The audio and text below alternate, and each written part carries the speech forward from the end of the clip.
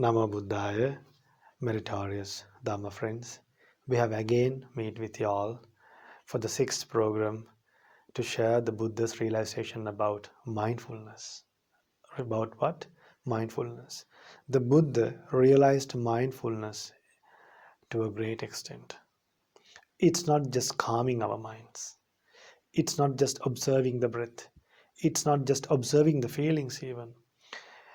Mindfulness is to abandon the unwholesome deeds, to abandon the bad thoughts in our mind, and to be mindful before we do something, to be mindful while doing something, to be mindful after doing something, to be mindful in three occasions. If you are mindful before doing something, you will be exactly aware what you are going to do. If you can be mindful before thinking, that is the greatest thing we can do, because the mind is the most chief thing in our life. If we can control the main thing in our life, if we can pay attention to the most important thing, decides our happiness, decides the well-being of our life, if we can be concerned about that main factor, the entire life is controlled and taken care by mindfulness. So today we have come to the sixth program, to the sixth episode right now. Today we are going to learn about the body postures, how to focus, how to be mindful about the body postures.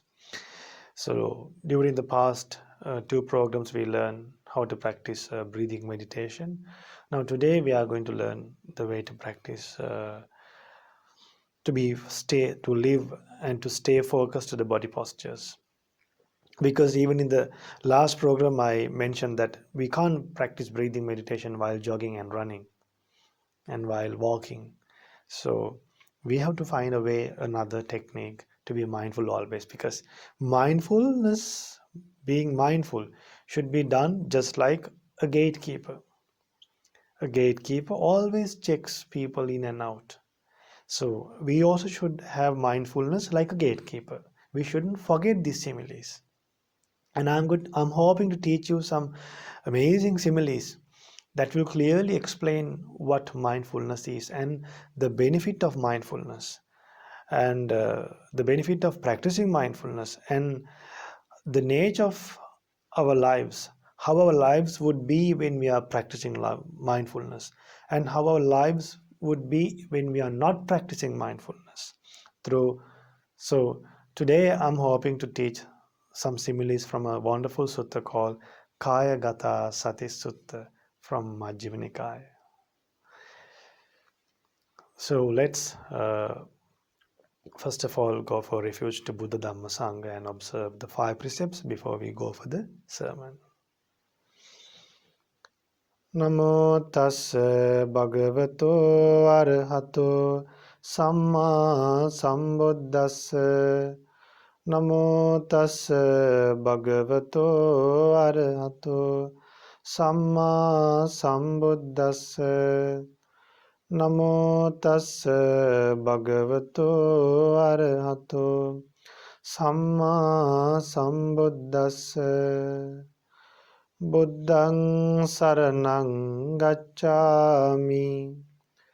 Dhammaṃ saraṇaṃ gacchāmi. Sanghaṃ saraṇaṃ gacchāmi. Dutiyampi buddhaṃ saraṇaṃ gacchāmi. Dutiyampi dhammaṃ saraṇaṃ gacchāmi. Dutiyampi sanghaṃ saraṇaṃ gacchāmi. Tatiyampi buddhaṃ saraṇaṃ gacchāmi. Tatiyampi dhammaṃ saraṇaṃ gacchāmi. Tatiyampi sanghaṃ saraṇaṃ gacchāmi. sadhu, sadhu, sadhu. Now, the next responsibility, our next duty, our next task, or our next, what do you call it? The challenge is to challenge is not to observe. The challenge is to protect the five precepts. So remember, without controlling the body, speech, and mind, Satipatthana will never develop. So through the precepts will help us to control the body and speech.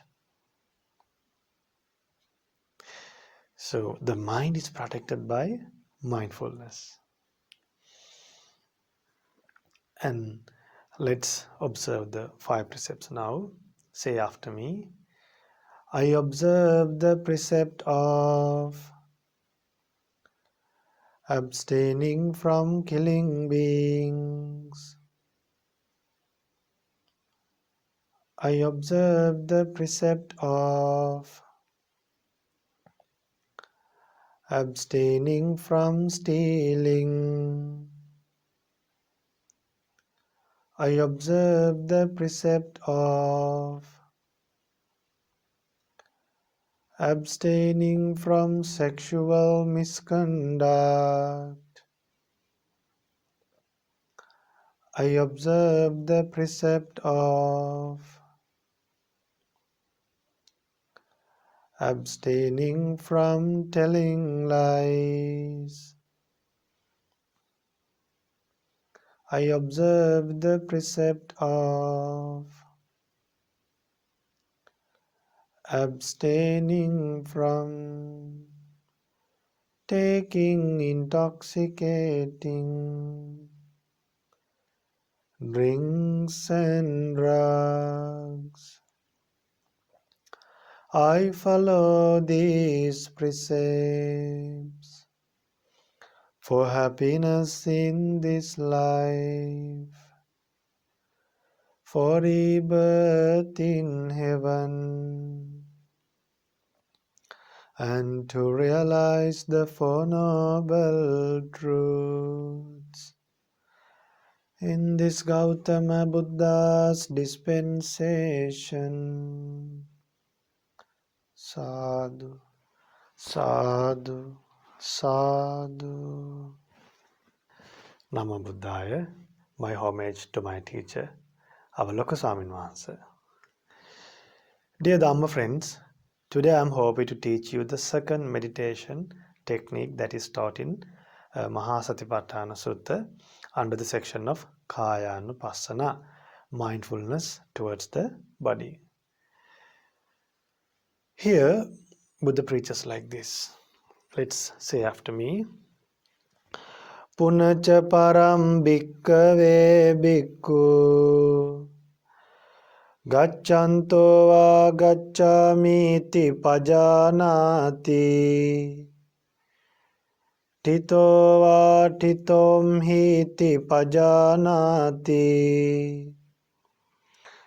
Nisinno va nisinnom hiti pajanati Sayano va sayanom hiti pajanati Yata yata va panassakayo panihito hoti tata tata nang pajanati. Let's learn the meaning of this stanza. Punacha param bhikkhave bhikkhu. Again, monks, when walking, a monk understands. How he understands? Gacchanto va gaccamiti pajanati. What is gacchanto va? I am walking. When I am walking, he understands that he is walking. Tito va titom hiti pajanati. When he is standing, he understands that I am standing. Nisinno va nisinnom hiti pajanati. So when he is seated, he knows that he is seated. Then Buddha preaches Sayano va sayanom hiti pajanati. So when he is lying down, he knows that he is lying down. Now, the problem is when some people are, after they lie down, they start wondering what they have done yesterday, what they did in the morning, the food that they ate, the friends they met, the bad friends they met, the people whoever scolded him. Start remembering and recollecting those things after lying down. After you lie down, don't think those unnecessary things. If you really want to go to the past, dear Dharma friends, if you really want to go to the past, go and think the good deeds you have done. Then at least the merit will get renewed again. The merit will get developed again. The merit will develop again, will increase. But then if you are thinking the unwholesome deeds that you have done and also what other people have done, is that you call mindfulness, that you should practice while you are lying down? No. And after you lie down, you think, oh, I owe this much. I owe that person. For what? If you owe people, what should you do? Work hard and pay them back. Just worrying, thinking those things, will it help you to pay them? Will it help you to pay back the people? No. So now we don't have to worry about the past. We have to worry about the future. Think about the future. There's a life after death. There's old age is coming like four rocks rolling towards you. Death is coming like four rocks rolling towards you. Diseases are coming towards you. Worry about those things. When you worry about those things, you will have to think about this mindfulness. You will have to find a way to escape from those things. At least to have a confident mind to face those problems in life. So when you are lying down, you should know that you are lying down, not other things. Then slowly, when you go to bed to sleep, first focus to the body postures. First focus to the body postures, then you can spread loving kindness afterwards. Think, may all beings be well and happy. May all beings be well and happy. So sometimes while practicing loving kindness, you might go to sleep. Or else, again, when you come back to the body postures, when you're contemplating to the body postures, if you really develop that, you won't sleep. You will live understanding the blissful state by practicing the meditation object. If not, just because your mind is getting stilled and calm to a certain extent, that will help you to sleep peacefully rather than worrying on unnecessary things that you have done. So, Buddhism is not just to sleep very well. Remember, these are the benefits that you experience before you attain the higher attainments in the path of Dhamma. We should be aware of those things. So then Buddha preaches like this: Yatha yatha va panassa kayo panihito hoti. Then Buddha preaches and he understands accordingly, however his body is placed. Whatever the way the body is, he understands. Tata tata nam pajanati. Whatever the body is, he understands the way the body is.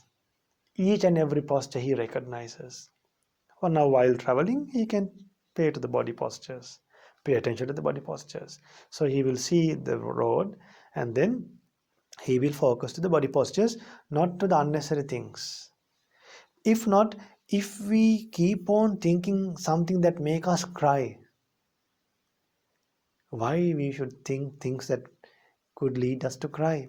If we keep on thinking things that we could hit the dashboard of the vehicle. Sometimes while driving, people get fed up, think of the thing that they've done in the past and they hit their head.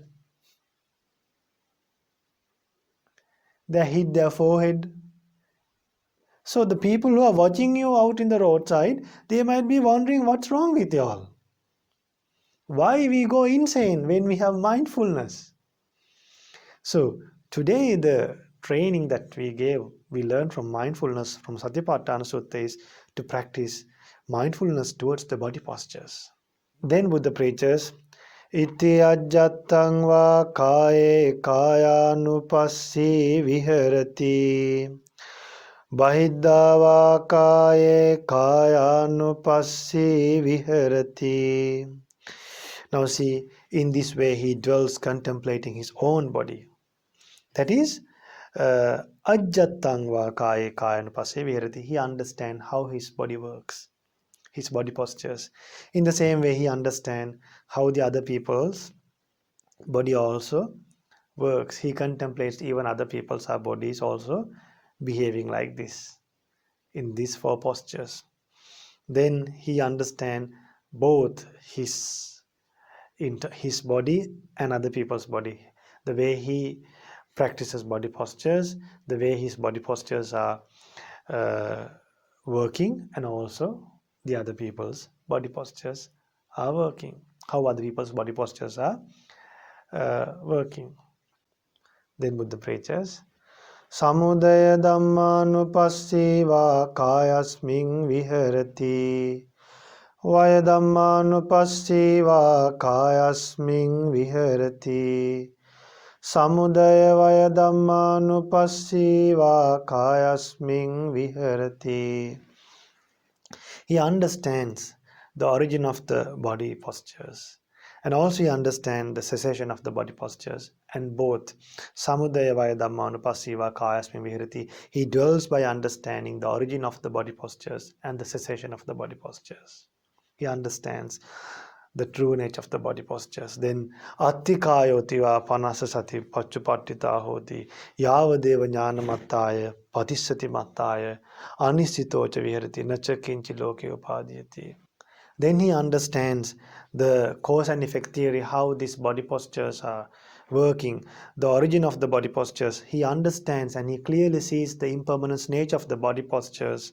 And then by understanding the non-self, the how the body postures are not under our control, by understanding these things, he dwells with enormous mindfulness towards uh, the body postures. How does he dwells?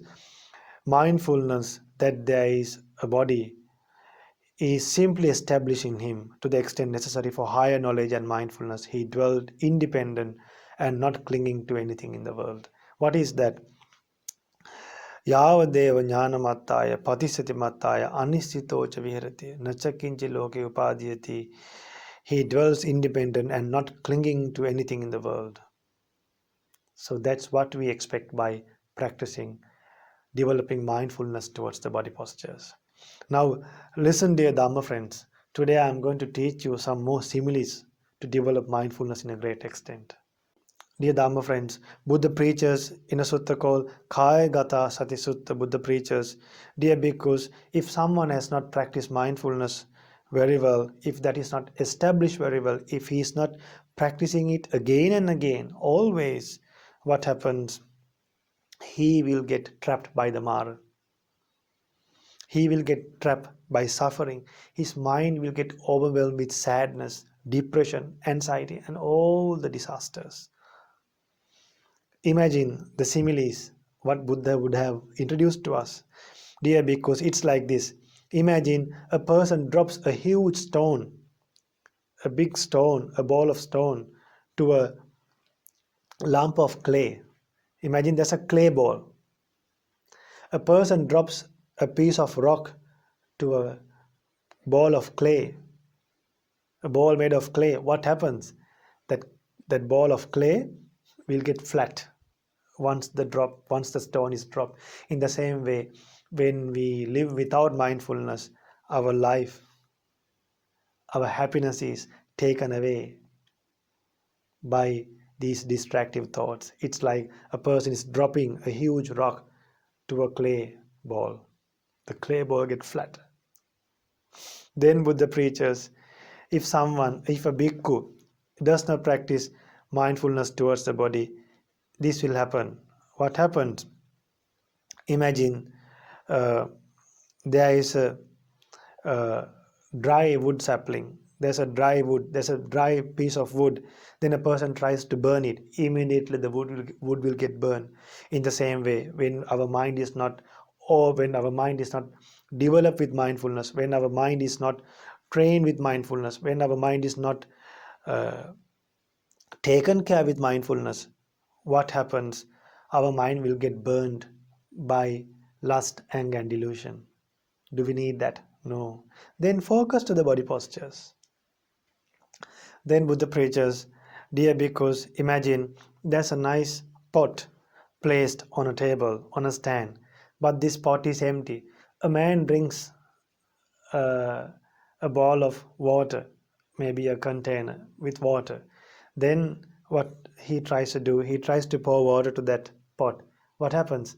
The pot will get the other empty pot will get filled by water. In the same way, when a person is not uh, developed with mindfulness, when a person's mind is not taken care by mindfulness, in the same way, when a person's mind is not developed with mindfulness, what happens?